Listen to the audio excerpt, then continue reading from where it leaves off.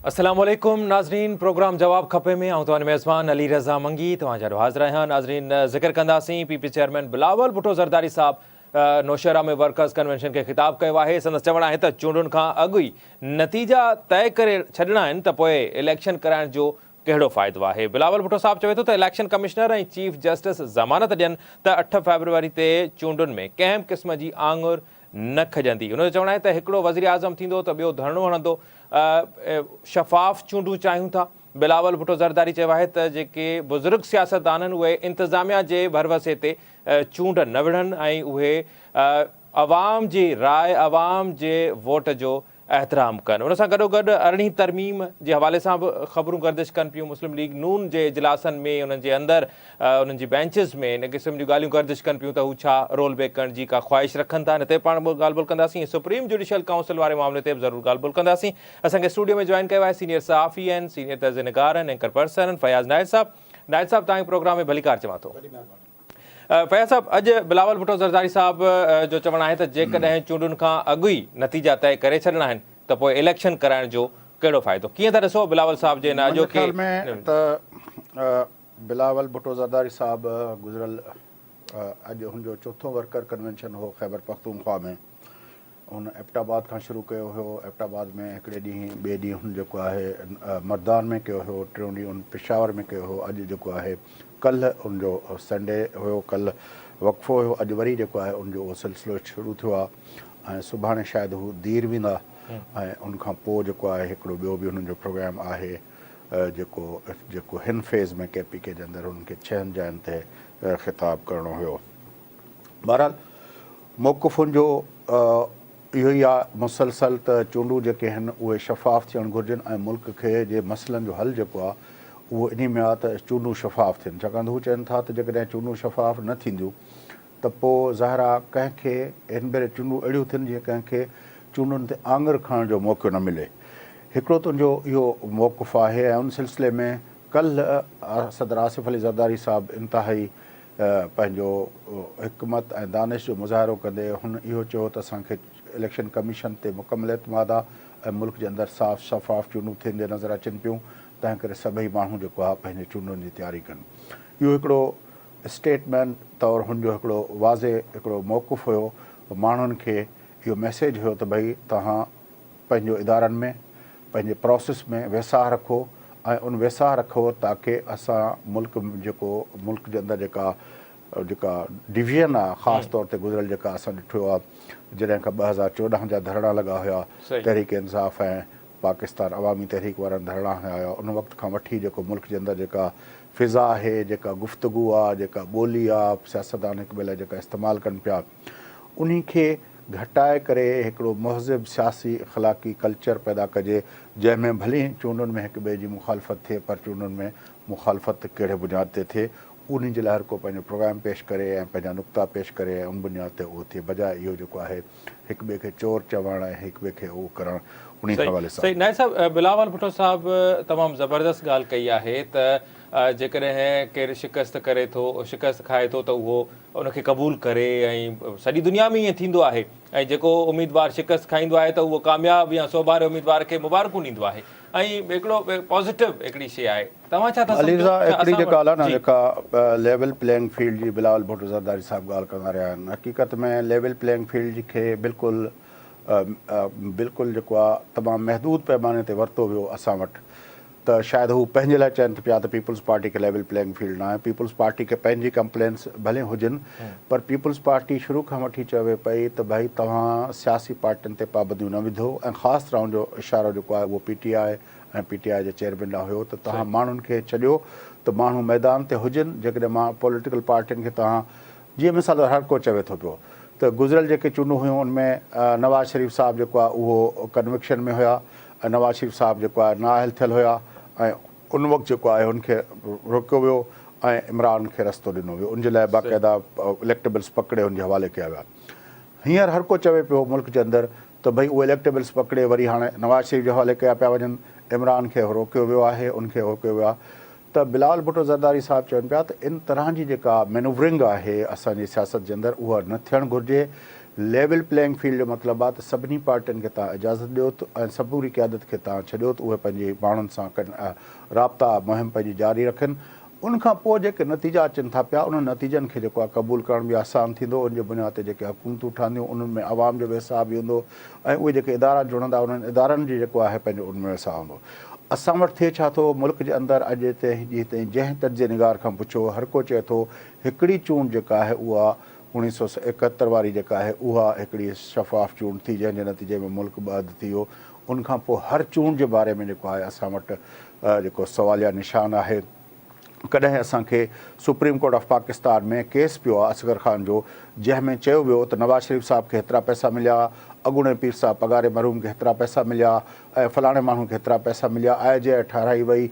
उनजो मक़सदु इहो हुयो त पीपल्स पार्टी उन वक़्तु शहीद मोहतरमा बेनज़ीर भुट्टो साहिबा जी पॉपुलरिटी खे रोकण लाइ हुननि इहा ठाही ऐं उहो जेको सॼो केस आहे असगर ख़ान जो ऐं उहो कहिड़नि बैंकुनि मां केतिरा पैसा कढाया विया। उनमें जेको उन वक़्तु जो ISI जो चीफ जनरल दुरानी साहिबु उन्ही जी टेस्टमनी जेका आहे उहा सुप्रीम कोर्ट में पियल आहे। त असां वटि चूंडुनि जो सिलसिलो इहो ईअं थींदो रहे थो पियो। अॻे भेरे तव्हां ॾिठो जेको RTS सिस्टम कॾहिं वेहिजी थो वञे, कॾहिं असांजा सियासतदान चवनि था त हीअ सॼी सिस्टम जेको RO सिस्टम जेको आहे जे तहत इलेक्शन थियूं आहिनि। हर इलेक्शन जे बारे में जेको सुवाल उथे थो तंहिं करे पीपल्स पार्टी जे चेयरमैन जो मुसलसल इहो चवणु आहे त हिन भेरे असांजे इदारनि खे ख़ासि तौर ते असांजे चीफ जस्टिस साहिब खे ऐं इलेक्शन कमिश्नर खे उहो बार बार चवनि था पिया त चूंडूं हिन भेरे अहिड़ियूं करायो जो मुल्क जे न सिर्फ़ु पॉलिटिकल पार्टियुनि जो बल्कि मुल्क जे अवाम जो जेको आहे चूंडुनि ते हिन पंहिंजो सिस्टम ते अवाम फ़ैसिलो ॾिए उनजो एतमाद थिए, माण्हुनि जो एतमाद ठहे हिन सिस्टम ते। माण्हू छाकाणि त माण्हू बिल्कुलु हाणे इहो सम्झी वेठा आहिनि त भई चूंडुनि जो मक़सदु न हूंदो आहे ऐं जंहिंखे हू इलेक्शन आहे सिलेक्शन आहे हिकिड़ो तासुर आहे त उहो जेको आहे सो ख़तमु थियणु घुरिजे। अच्छा नाइब साहिब, अॼु बिलावल भुट्टो साहिबु बुज़ुर्ग सियासतदाननि ॾांहुं इशारो कंदे इहो बि चयो आहे त उहे इंतिज़ामिया जे भरवसे ते सियासत न कनि, इलेक्शन न विढ़नि। उन सां गॾोगॾु जेको पीपल्स पार्टी हमेशह चवंदी ईंदी आहे त नेशनल एक्शन प्लान ते उनजी रूह मूजिबि अमल थियणु घुरिजे, उन ते अमल पर अॼु जेका जी मां जेको अॼु जेको कोट करे वञा बिलावल साहिब जो जेको बयानु आहे त दहशतगर्दनि खे हाणे हिते आबाद कयो वियो ऐं उहे हाणे असांजी पुलिस ऐं असांजे फोर्सिस ते हमला करे रहिया आहिनि। इहा ॾाढी बदकिस्मती जी ॻाल्हि आहे अली रज़ा। त इहो मसइलो जेको आहे सिर्फ़ु पीपल्स पार्टी ते फोकस रहे थी, छाकाणि त PTI त उन इहे कमु कयो, इहे माण्हू मोटराया, उन्हनि खे अकोमोडेट कयो। उन वक़्तु PTI सिर्फ़ु उनजी ज़िम्मेवार न आहे, उन वक़्तु जी जेका असांजी जेका अस्करी क़यादत हुई जनरल बाजवा साहिबु हुजे या उन वक़्तु जेको ISI जो चीफ जनरल फैज़ हमीद साहिबु हुजे, उहे सभु जेके आहिनि उन सॼे उन अमल में बराबरि जा जेके आहिनि उहे शरीक आहिनि। ऐं इहो जेको फ़ैसिलो हुयो, सची ॻाल्हि इहा आहे त पाकिस्तान जे अंदरि 80,000 खां वधीक जेको आहे माण्हू हुन दहशतगर्दी वारी जंग में शहीद थिया आहिनि, अजल जो शिकार थिया आहिनि। असांजे मस्जिद में बम फाटा, असांजे जेको आहे पंहिंजो इमाम बारगाहनि में बम लॻाया विया, असांजे सूफ़ी बुज़ुर्गनि जे मज़ारनि ते कलंदर खां वठी दाता दरबार ताईं को बुज़ुर्ग जेको आहे असांजो महफ़ूज़ न रहियो इन दहशतगर्दी जे वाक़िअनि खां।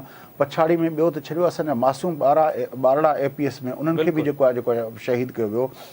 इन तरह जे माण्हुनि जे बारे में PTI जो इहो नैरेटिव त अपने लोग हैं, ये हमारे लोग हैं, इनसे बात करना चाहिए, इहो जेको नैरेटिव हो पीपल्स पार्टी सॼी ज़िंदगी जी मुखालफ़त कंदी रही ऐं पीपल्स पार्टी इन ते बिल्कुलु चवंदी रही। त ऐं इहा ॻाल्हि अॼु जी ॻाल्हि न आहे। तव्हांखे यादि हूंदो जॾहिं 2007 हुयो तॾहिं सवात ते पंहिंजो सूफ़ी मोहम्मद वारनि जो कब्ज़ो हुयो, तॾहिं बेनज़ीर भुट्टो साहिबा जॾहिं मुल्क में आई हुई त हुन वाज़े लफ़्ज़नि में चयो हुयो त सवात में पाकिस्तान जो झंडो मां चाहींदुसि, मां चाढ़ींदुसि त पाकिस्तान झंडो। ऐं पोइ तव्हां ॾिठो पीपल्स पार्टी जी हुकूमत आई, उहे ऑपरेशन शुरू थिया, उहो सवात खां धिकींदे पोइ मुस्लिम लीग नून जी हुकूमत में बि उहे ऑपरेशन जारी रहिया। नेठि उहो जेको असांजो वज़ीरिस्तान खां वठी इहे सभु इलाइक़ा जिते रोज़ इहो तसवुरु न हुयो त पाकिस्तान जा इदारा उते वञी सघनि, उते पोइ उहे सभु इदारा उहे जेके आहिनि ख़ाली थिया ऐं उहे पाकिस्तान जी रियासत में आया। पोइ उहो फाटा सॼो मर्जर थियो वञी 18वीं तरमीम जी सूरत में, पंहिंजो उनखां पोइ इहो असांजो KPK जो हिसो थियो ऐं इहो सॼो प्रोसेस हली करे थियो तव्हांजो वरी इहा 18 जी इलेक्शन खां पोइ जेको ही तालिबान जो टेक ओवर थियो होॾां पंहिंजो 21 में ऐं उनखां पोइ वरी जेको असांजे कप्तान साहब ऐं कप्तान जे जेको हवारियनि उन वक़्तु जेको आहे इहो कयो। तंहिंजे करे इहो ॾाढो अहम मसइलो आहे। अॼु बि ॾिसो असांखे वॾो में वॾो थ्रेट आहे दहशतगर्दी जो, रोज़ जे बुनियाद ते दहशतगर्दी थिए पई।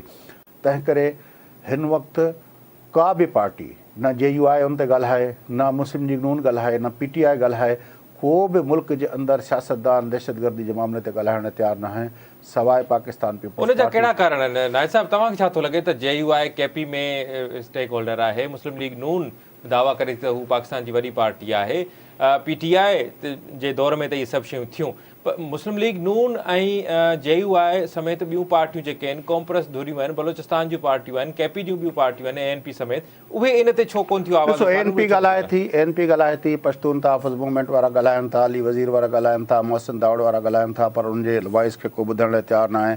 उहे जेको कुझु ॻाल्हाइनि था उहो तमामु एक्सट्रीम लेवल ते बीह ॻाल्हाइनि था।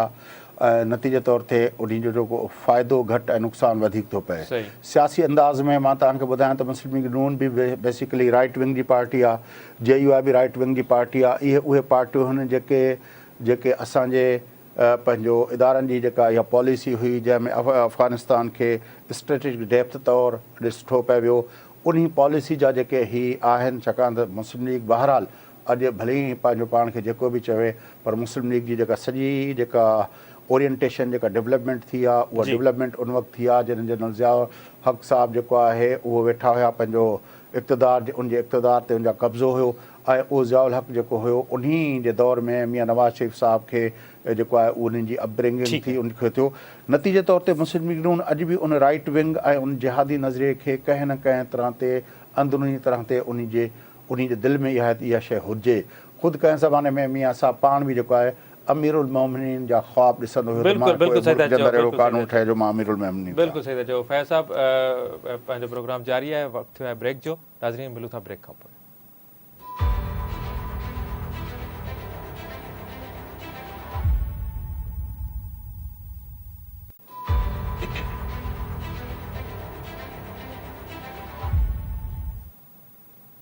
नाज़रीन भली कार चवंदासीं। हाणे ज़िक्र कंदासीं त मुस्लिम लीग नून जे इजलास जे हवाले सां ख़बरूं रिपोर्ट थियूं त उन में 18 आइनी तरमीम में तब्दीली जे हवाले सां तजवीज़ूं गौर हेठि आहिनि। जॾहिं त मुस्लिम लीग नून जी तर्जुमान मरियम औरंगज़ेब रद्द करे चुकी आहे, चवे थी त इन क़िस्म जूं ख़बरूं कूड़ियूं आहिनि ऐं असां सूबनि जी ख़ुदि मुख़्तियारी ते में का बि तब्दीली आणण जी कोशिशि न करे रहिया आहियूं। चूंड मंशूर जेका कमेटी आहे मुस्लिम लीग नून जी, उन वटि तजवीज़ूं आयूं आहिनि, इन क़िस्म जूं ख़बरूं हलियूं पे। सवाल इहो पैदा थिए थो, छा नून लीग हिन दफ़े जेका ही इलेक्शन थींदी 2024 वारी, त छा उन में जेको वखर विकामण जी कोशिशि कंदी, उहो छा पंजाब खे वधीक मज़बूत करणु या 18 आइनी तरमीम में कहिड़े क़िस्म जूं तब्दीलियूं आंदियूं वेंदियूं? पाण हिन ते ॻाल्हि ॿोल कंदासीं। मुस्लिम लीग नून जो जेका तरदीद आहे उहा बि साम्हूं अची वई आहे। पीपल्स पार्टी चयो आहे त मुस्लिम लीग नून खे ईअं करणु न ॾींदासीं। असांखे स्टूडियो में त फयाज़ साहब जॉइन कयो आहे। फयाज़ साहब, इन वक़्तु असांखे टेलीफोन लाइन ते पीपल्स पार्टी जा सीनियर अॻवान आहिनि, सेनेटर आहिनि ताज हैदर साहब। खुश आमदीद कहता हूँ ताज हैदर साहब। जनाब। वालेकुम सलाम जनाब। स्टूडियो में हमारे साथ सीनियर सहाफ़ी फयाज नायद साहब भी मौजूद हैं, वो भी आपसे मुखातिब होंगे। जी नायद साहब। तो जी ताज साहब, अर्ज़ ये है कि 18वीं तरमीम जब लाई गई थी तो उस वक्त भी क्रिटिसिज्म हुआ था कि काफ़ी जो अपना शोबे और डिपार्टमेंट्स जो डिवाल हुए थे, लेकिन मरकज़ में वो मिनिस्ट्रीज़ रख दी गई थी, एजुकेशन से लेकर हेल्थ से लेकर। और तो तब से कहते हैं काफ़ी लोगों का ख्याल ये है कि तब से ही इसके साथ जो है वो अपना इम्प्लीमेंटेशन के मसाइल पीपल्स पार्टी की हुकूमत से शुरू हुए थे। आप क्या कहते हैं इस क्रिटिसिज्म को? फैयाज, पहली चीज़ तो ये है कि जिस वक्त 18वीं तरमीम की गई तो ये था कि चार्टर ऑफ डेमोक्रेसी में जो बातें तस्लीम की गई हैं उनको तरमीम में डाला जाएगा। लेकिन वहाँ से मुस्लिम लीग जो थी वो फिर गई, यानी जैसे जजों के अपॉइंटमेंट का तरीक़ेकार था या फेडरल कॉन्स्टिट्यूशन कोड था, फेडरल कॉन्स्टिट्यूशन कोड भी था कि जिसमें चारों सूबों की बराबर की नुमाइंदगी होनी थी। इन तमाम चीज़ों से वो फिर गई और इसमें ये हुआ कि उन्होंने कहा कि जनाब हम तरमीम होने नहीं देंगे अगर आप इस चीज पे इज्जत करते हैं तो जो कुछ भी हमें सूबाई खुदमुख्तारी के हवाले से मिल रहा था वो हमने कहा कि ठीक है, इस वक्त ये ले लेते हैं। असल में बात ये है कि इनका एतबार कोई नहीं है कि ये जिस वक्त जरूरत होती है तो हाँ जी बस ये भी है, ये भी है, लेकिन ये कि उसके बाद क्या करेंगे उसके बारे में कुछ नहीं कहा जा सकता। जैसा कि आपको पता है कि आबादी को ठीक करने पे एक बाकायदा दस्तखत किया गया मुआहदा, और उसके बाद उसके 15 दिन के अंदर फिर गए, या फिर जो इस वक्त इन्होंने 3 करोड़ आबादी कम की सिंध की, तो ये तमाम चीजें जो हैं ये। लेकिन ताज साहब पिछली बातों को अगर छोड़ भी दें, वहाँ जो कुछ हुआ, लेकिन जब वक्त आया अपना तो आप लोगों ने मिलके नो कॉन्फ्रेंस मूव लाए, उसके बाद मिलके हुकूमत बनाई पीडीएम के साथ, और फिर जैसे हुकूमत बनी पाकिस्तान पीपल्स पार्टी के चेयरमैन बिलावल भुट्टो जरदारी साहब लंदन गए, मियां नवाज शरीफ साहब से मुलाकात की और कहा यह गया कि COD2 के बारे में बातचीत हो रही है कि हम आने वाले दिनों में मुल्क के अंदर ट्रू डेमोक्रेसी के बारे में बात करेंगे। तो आपका इत्तेहाद रहा, अब हुकूमत के बाद वो बातें उस तरह नहीं रही। क्या आप समझते हैं कि एक मरतबा फिर आपके इत्तेहादियों ने आपसे दगा की है? नहीं, देखिए, बातचीत तो हम करते हैं, हमेशा करते हैं, लेकिन वहाँ भी 2 पॉलिसियाँ चल रही हैं कि आपको याद होगा कि पीडीएम से मियां साहब ने हमें निकाला था, शो कॉज जो उनके खास आदमी थे। मियां साहब का ये पहला वार नहीं था। आपको याद होगा कि जब लंदन में बुलाया गया था ARD का इजलास, तो वहाँ पे APDM बना के पीपल्स पार्टी को उस वक्त भी निकाल दिया था। जी जी जी, ये अपने उनको करते रहते हैं, वहाँ पे निकाल दिया। अच्छा, लेकिन शहबाज साहब ने फिर यहाँ पे बीच में पढ़ के और कहा कि नहीं, हम साथ आने को तैयार हैं और साथ लेना चाहिए। तो मियां साहब की जो है वो कुछ सियासत और है, शहबाज साहब की जो है वो और है। आप ऐसा समझते हैं या गुड कॉप्स बेड कॉप्स खेल रहे हैं, मिल के खेल रहे हैं? मैं अर्ज करूं, एक तो आपकी आवाज साफ नहीं आ रही, दूसरे ये कि शहबाज साहब ने फिर उस मामले को जरा ठीक ठाक किया, और शहबाज साहब को भी वजीर आजम मियां साहब ने नहीं बनाया है, शहबाज साहब को हम लोगों ने बनाया था। मियां साहब तो कभी नहीं बनने देते। सही। अच्छा ताज साहब, ये जो बातें चली हैं मुस्लिम लीग नून के किसी इजलास में कि 18वीं तरमीम में तब्दीली लाने की तजावीज़ हैं जिन पर गौर हो रहा है, और आज मरियम औरंगज़ेब साहिबा ने प्रेस कॉन्फ्रेंस की और उन्होंने कहा कि ऐसी कोई बात नहीं, हम मुस्तरद करते हैं। तो क्या आप तो पूरे प्रोसेस में रहे हैं, पीपल्स पार्टी का एक मेन रोल रहा है 18वीं तरमीम के हवाले से, तो क्या वो नुक्ते आपके इल्म में हैं जिन पर मुस्लिम लीग नून को खदशात हैं, या जो माइंडसेट समझता है कि सूबाई खुद मुख्तारी से मरकज़ कमज़ोर होता है, तो क्या कुछ नुकात ऐसे हैं जो हमारे नाजरीन के साथ शेयर कर सकें? देखिए, पहली बात तो ये है कि 18वीं तरमीम में जो नुकात आने से रह गए थे और चार्टर ऑफ डेमोक्रेसी में जिन पर दस्तखत हो चुके थे, वो नुकात जो हैं वो अब आने चाहिए। जो मिसाक जमहूरियत में जो बातें एग्री हुई थी, एक तो ये चीज़ है कि वो आनी चाहिए, और मरियम अगर कह रही है कि हम नहीं ला रहे, तो मेरे ख्याल से ये बात सही नहीं है। वो चीज़ें जो है वो आनी चाहिए, जैसे फेडरल कॉन्स्टिट्यूशनल कोर्ट है, ये तमाम इस तरीके से जुडिशरी नहीं चलेगी जो हाल इस वक्त। सर, अगर मुस्लिम लीग को ये करना होता तो पीपल्स पार्टी की हुकूमत के बाद उनको तो 2/3 अक्सरियत थी। अगर वो जुडिशल काउंसिल वगैरह की जो आप बात कर रहे हैं, फेडरल कोर्ट की बात कर रहे हैं, अगर वो करना चाहते तो खुद कर सकते थे। हालांकि पीपल्स पार्टी की तो कोalition गवर्नमेंट थी, उसने तो सबको मिला के 18वीं तरमीम कर ली। मुस्लिम लीग नून में अगर कॉन्स्टिट्यूशनल तरामीम की विल होती तो उनके पास तो 2/3 मेजॉरिटी थी अपनी हुकूमत में। वो नहीं है, इसीलिए मैं कह रहा हूँ कि थोड़ा सा एतबार करने में जरा सी दुश्वारी है। बहरहाल इस पर जो बड़े मसले हैं वो ये है कि जो बेरोजगारी का मामला है, महंगाई का मामला है, गुर्बत का मामला है, ये तमाम मसले जो सैलाब ने तबाही की है उससे लोगों को निकालने का मसला है। ये मसले जो हैं वो अहम है। लेकिन जब आने वाली हुकूमत रिसोर्सेज सूबों से लेकर वफाक के पास जाएगी, वफाक के पास जाने का मतलब है कि वो डेट पेमेंट में होंगे और वो अपने हमारी अपना सिक्योरिटी जो ज़रूरियात है उनके लिए होंगे, और फिर जो एक बड़ी ह्यूज किस्म की ब्यूरोक्रेटिक इस्टेब्लिशमेंट इस्लामाबाद के अंदर हमने पाल रखी है उसके लिए होंगे, तो फिर आप कहाँ ये सैलाब मुतासिरीन को देंगे, कहाँ आप जो लोगों के। मैं तो ये सब तजवीज़ कर रहा हूँ कि क्योंकि फेडरल गवर्नमेंट के हिसाबात ठीक नहीं है, फेडरल गवर्नमेंट का कलेक्शन जो है टैक्सेस का, अब देखें कि जो सेल्स टैक्स ऑन सर्विसेज था वो हमने 6 बिलियन पे लिया था, पिछले साल हमने 180 बिलियन कलेक्ट किया, इस साल की प्रोजेक्शन 230 बिलियन की है। तो सेल्स टैक्स ऑन गुड वो सूबे क्यों ना कलेक्ट करें, तो उसका भी बहुत बड़ा पोटेंशियल है, कोई 4 ट्रिलियन का तो है, वो किया जा सकता है। तो कलेक्शन को ठीक किया जाए, कलेक्शन को डिवॉल्व किया जाए ताकि वो फिस्कल स्पेस आपके पास हो। अच्छा ताज साहब, हमने देखा है कि इस मुल्क के अंदर कितने काम हैं जो मावराए आइन और मावराए कानून एग्जीक्यूटिव ऑर्डर्स के थ्रू होते हैं। जिस तरह हम कभी अपना काउंसिल बना देते हैं जो इकनॉमी के हवाले से, इन्वेस्टमेंट के हवाले से काउंसिल बना देते हैं, कभी हम जो है अपना कमेटियां बना देते हैं जिसको हम कहते हैं कि ये एपेक्स कमेटीज़ हैं, फिर वो सारे सूबे के मामलात, वो मईशत से लेकर डेवलपमेंट से लेकर सारे मामलात देखना शुरू कर देती हैं।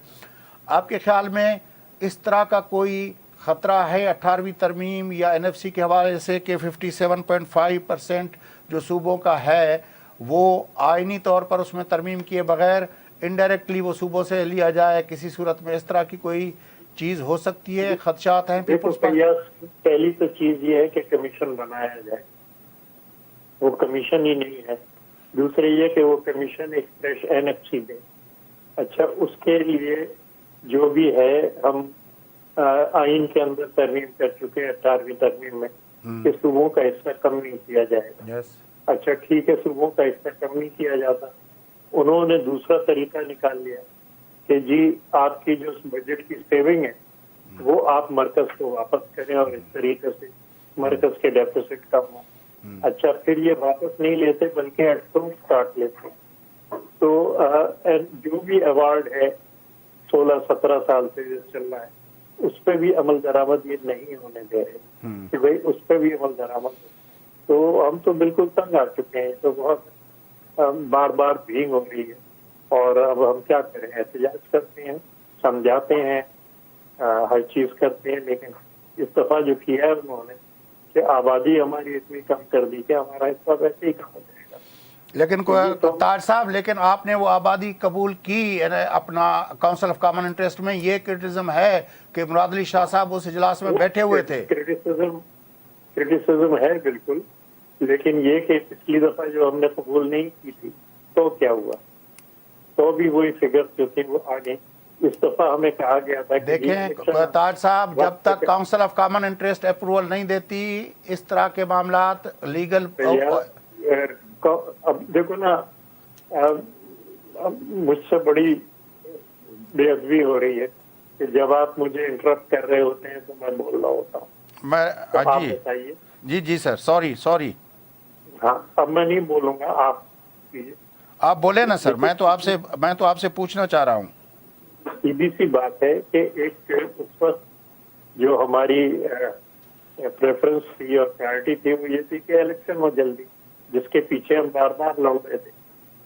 हमसे उन्होंने कहा कि जी अगर आबादी की वही पुरानी तकसीम कर ली जाती है तो डिलिमिटेशन का टाइम जो है वो नहीं होगा और बगैर डिलिमिटेशन के हम चल सकेंगे।